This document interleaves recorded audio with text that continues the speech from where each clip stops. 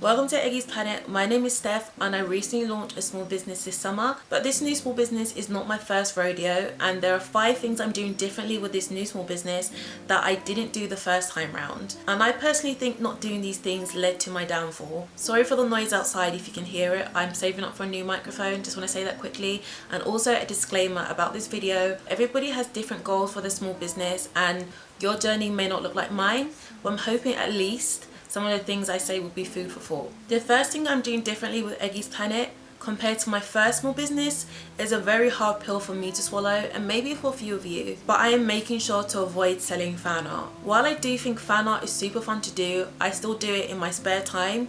I realized that 9 out of 10 times, if you establish that you do fan art, those products will always be your most popular products.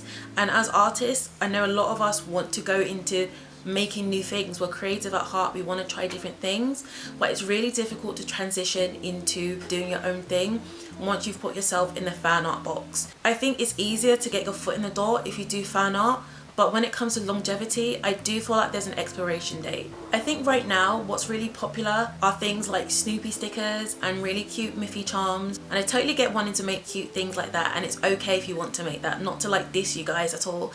This is more so for my people who are looking to have longevity and last for a really long time. I did fan art for the majority of my first small business. It was literally 95% of the art I created, despite me telling myself that I'm gonna have that perfect balance of having original art and fan art. Before I knew it, the only thing people were really interested in was my fan art.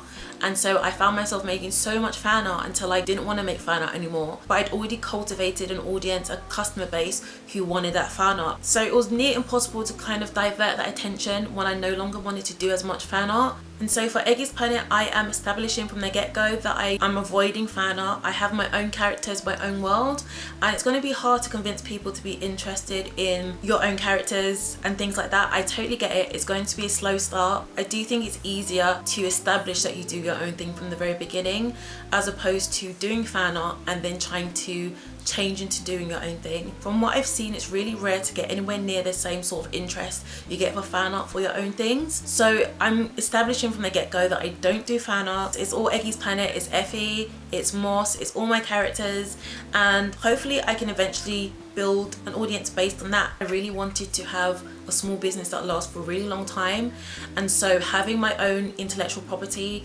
means that the sky is my limit in terms of things I can do, things I can make. You kind of reach a ceiling with fan art eventually where it's like a bit tricky because it's not your intellectual property. And then when you think, okay, let me make something of my own, you find that everybody still wants a fan art because that's what you built your audience based on. It's a tricky situation that I've been in thanks to my first small business. So this time around, I'm making sure I'm not going to sell fan art. I'm focusing on my own characters. And if I want to do fan art for fun, that's completely fine. But I'm just keeping it away from my small business because I really want my small business to last, and I don't want to be limited by things like intellectual property infringement and trademark issues. That will never happen with Eggys Planet because I'm creating all my own world and my own characters.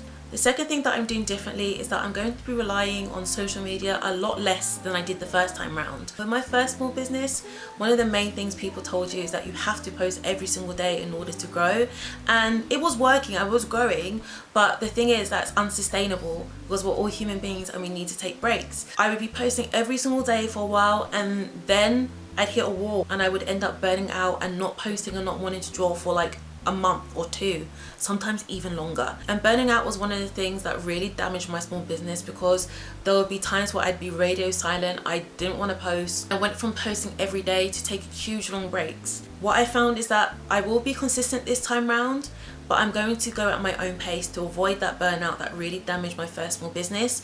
Instead of posting every single day on TikTok and Instagram and then burning out and taking a 2-month break, in 2025 I'm going to be posting once or twice a week. I'm going to be taking my time and trying to avoid burnout as much as possible while still trying to be consistent in some kind of way. I don't need to post every single day because I realized from my own experience that it's not healthy for me and it leads to burnout so much quicker. So my advice is to go at your own pace. I'm definitely being smarter about what I spend my time doing. Before, my mindset was post every single day, pump out art, draw something new that is exciting, and followers will come, and they did come. but burnout also came too.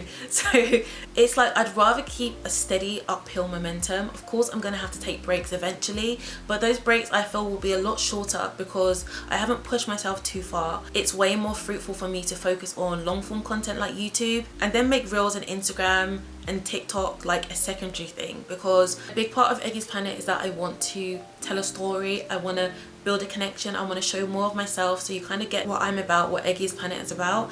And that kind of leads me to my third point. The third thing I'm doing differently with Eggys Planet, I'm going to be focusing on building a community as a priority. With my first small business, I would say collectively across all my social media platforms, at my best I had almost 200,000 followers, and despite that I didn't feel like I had much of a community, and that's definitely due to how I decided to be kind of a faceless artist. I was letting the art speak for itself. I didn't show myself. All those people who followed me, most of them had no idea what I looked like, who I was. It meant that even though I did gain a following from my art, and I do believe a lot of people did love and enjoy my art, when I burnt out and I wasn't producing art, I was at my lowest because I felt very, very lonely. And I know it's like, what does that have to do with a small business? What does being lonely have to do with, you know, growing a small business? It's during those times that you really need a community. As human beings, we cannot constantly always be pumping out art, and we will be taking breaks. But having a community will make me feel like, okay, there are people rooting for me. There are people who care about Eggys Planet. I would feel the lack of community most when I burn out, and it's like suddenly I was very alone. I put all my eggs in the social media basket, so when I wasn't posting on social media, it was very, very quiet for me, and I didn't feel like I had people really rooting for me, so it was really hard to dig myself out of that burnout. So that's why I'm really focusing on community. One of the main things I'm doing differently, linking into my other point, is that I'm starting YouTube.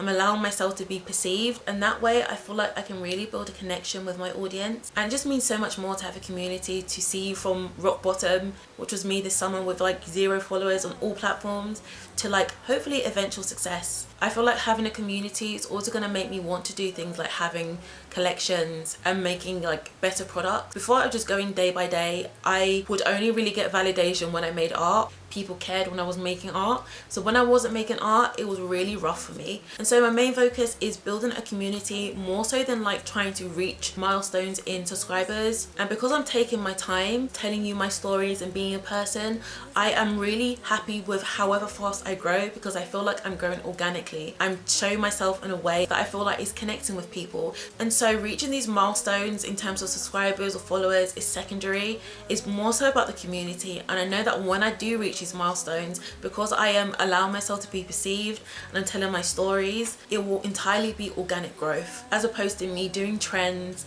and posting every day and gaining a lot of followers who I feel disconnected from. I really do want to avoid that sense of disconnection that I had with my first small business. I didn't really show myself, nobody knew who I was, and the only thing I had going for me was the art I created. So this time round, it's about building a community, having people who are rooting for me, so that when I do feel like, okay, I need to take a break, it's not the end of the world. I'm already so happy with the progress on YouTube. You know me, a sneaky little Patreon plug. If you are interested, check out my Patreon, different physical reward tiers. You can also join as a free member, which is just as valuable. I just want the moral support. It makes me want to create more and do better for Eggys Planet when I feel like people are kind of anticipating things and are excited for things. So I'm doing things differently this time. Patreon is more so about building a community. I'm focusing on YouTube so that I can build that community. I'm showing myself, and hopefully we can build a connection.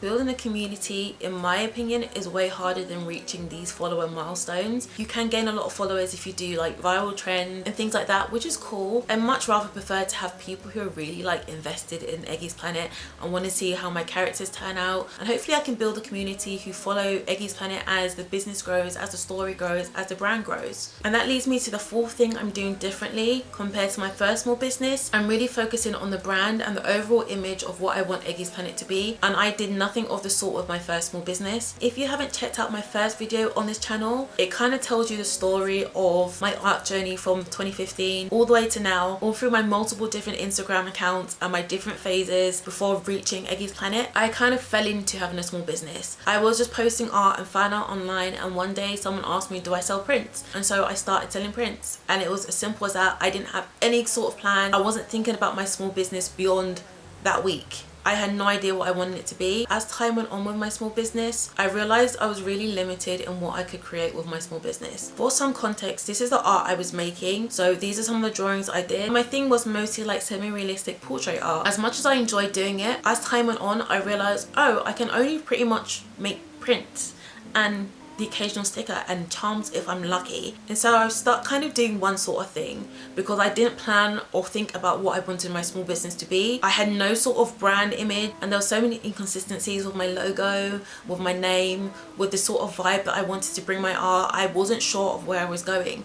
So this time around with Eggys Planet, before I've even launched, I thought about what I want Eggys Planet to be, down to the brand image, the character design. I checked on all different social media to see if Eggys Planet was available. I want something that feels really cohesive and feels like it's well thought out as opposed to something I just did. And so I thought about character design. I thought about all the products I would like to make in the future. I didn't want to reach that wall where I'm like, oh, I really want to make this stuff, but nothing about my art business allows me to do that. But everything I did from the very beginning, I've been thinking like, oh, I would really like to make blind boxes. I'd love to make plushies. I'd like to make this, colouring books, this and that. I kind of set up Eggys Planet to be able to do that.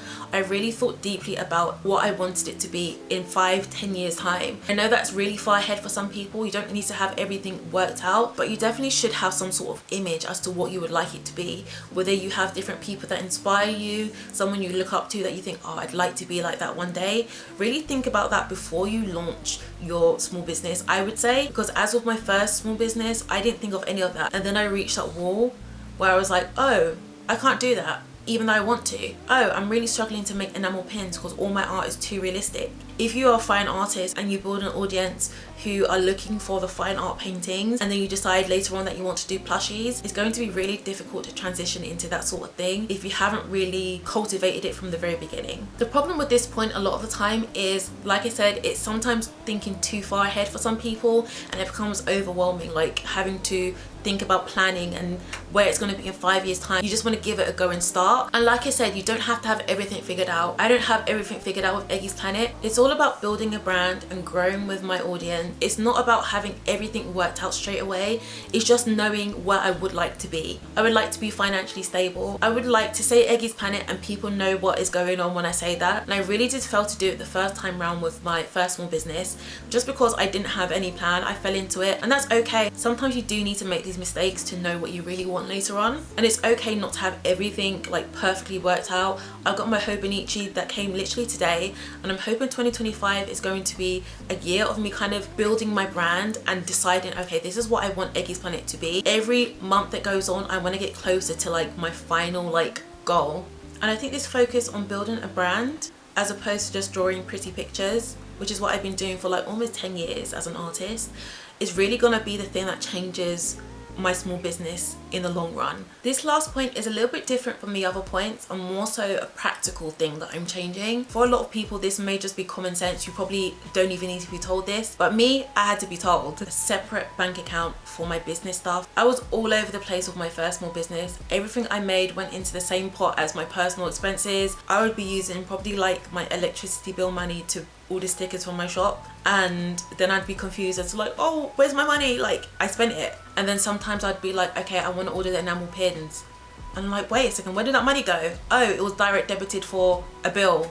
It's really bad. I really plan to get on top of this in 2025. And one of the first things I did for Eggys Planet, even before I launched, was open a new bank account. I have a new card for Eggys Planet, a new PayPal. Everything I make from Eggys Planet goes into a particular place. Everything I take out from Eggys Planet goes out of a particular place. And that's just gonna make it so much easier when it comes to tax purposes later on.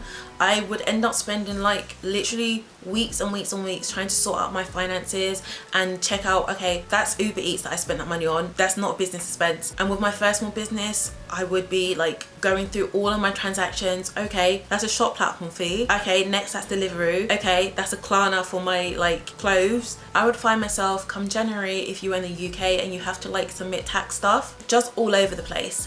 it makes it so much more easier to know what you can spend on particular things. Like if you watch one of my recent videos, I was talking about making enamel pins and I checked my Eggys Planet bank account.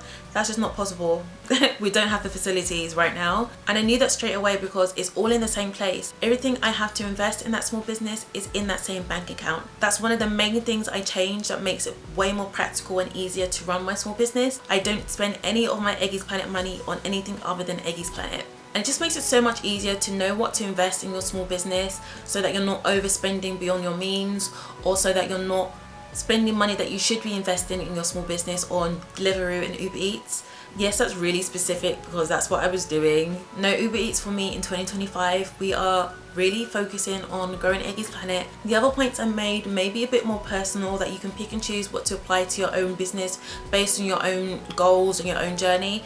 But when it comes to finances, you do want to keep your business expenses separate from your personal expenses, like 100%. I really hope that at least a few of the points are some food for thought. You can pick and choose what applies to your small business, but I hope I helped in some way. If you did enjoy this video, there's so much more to come. Let me know your thoughts. If you agree, if you disagree, I'd love to know what you think. We have only just begun with Eggys Planet. I am planning big things for 2025. I'm going to be way more consistent on YouTube, show more of like my plans, my stories, hopefully get out and about more because this setup is getting a bit boring. Hopefully I have so much more to offer you 2025, and I would love if you join the journey. I will be launching my first official collection in January, and I still have so much work to do. I made new stickers for my Hobonichi that I can't wait to show you, and just so many things that I have planned. So be sure to subscribe and hopefully you can join me on this journey as Eggys Planet grows. Until next time.